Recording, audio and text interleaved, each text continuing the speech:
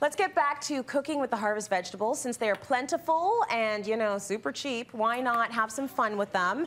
We're gonna make some recipes with the onions. We're gonna caramelize them, and beets. Yeah. A huge vegetable, very good for you. And it's really popular right now, beets. Yes. It's like the new old vegetable. It's the new old. It's the new old vegetable. Like it's having a moment in veggie land. It is. It's having a moment in veggie land. Okay. And we're seeing it on salads, and we're seeing it all roasted. We're seeing it all over the place. Right. Now, you can buy this all done for you, peeled, you name it, in a bag, in a store, for like $8. I know. Ouch. That's a lot. That's a lot to spend. Let me show you, people. Hello, hello, hello. We do not need to do this. No, we don't need to spend the $8 on the finished product. Because all you need is some gloves, because beets get messy. That's it. So I'm going to show you what you do. You take I just want to wear these because it's fun. It's like doing science. And you can do the next one. I'll show you.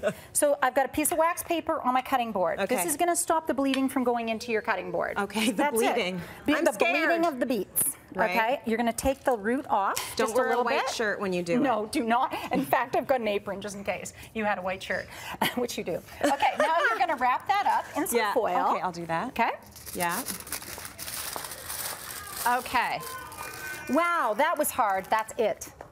Then what do we do with it? That's it. We bake it for 400 degrees for 50 minutes. Okay. When they're done, check this out, okay? They're absolutely gorgeous. You don't have to peel them. You can freeze them just the way they are with the peel all over them. Okay. And when you freeze them and then take them out, it's actually unbelievable what happens. The peel you can just about pull off of the beet itself. Okay, so it's you should have had 2 gloves on. Look, now you're bleeding. I know, I'm bleeding, but okay, it's good so bleeding. the skin is going to come right off. It does. Well, now after it's frozen. Yeah. Right now, all these are baked, so you do have to take a little bit of knife and take off, but it's very, very easy. No, but it's going to come off right away. You can peel that easily. Unbelievable. Really unbelievable. Good. Okay. Then you can throw them in. You can chop them up, or you can throw them in whole into freezer bags. These defrost in no time, and they're really easy to cut when they're partially frozen. Right. Or what I like to do sometimes is cube them up and have them ready. I put them on salads frozen.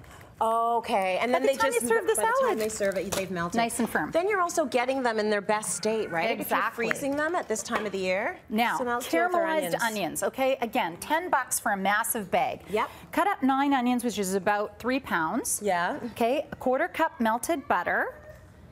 We take the onions. That's a lot of crying right there. It is. Now, goggles, people. Use the goggles. Use the goggles.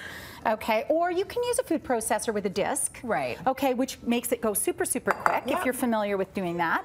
You give this a stir, and that's it. You leave this on low the whole time you're at work. Yeah. Okay? These turn out to be the most amazing caramelized onions you have ever tasted in your life. Does your house smell amazing when you get home from work? Good. Oh, that's awesome. So where are you going to use your caramelized onions? Where would you use those? I use them on so many different things. I use them with roasted peppers. I put them on pizza. I put them on sandwiches. Yeah. It's endless. And what I love about it is if you freeze it in a little freezer bag, look at this. You just can break them out, put them on whatever you want so quickly. Yeah. Yum, yum, yum. Very and last nice. but not least, a lot of people don't freeze mashed potatoes. Let me tell you something. You should double up on your mashed potatoes. Hello. Do they freeze well? They freeze well. Now, here's the deal. People don't think they do because they've got a water base. Yeah. All you do is crank up the heat. Yeah. Okay?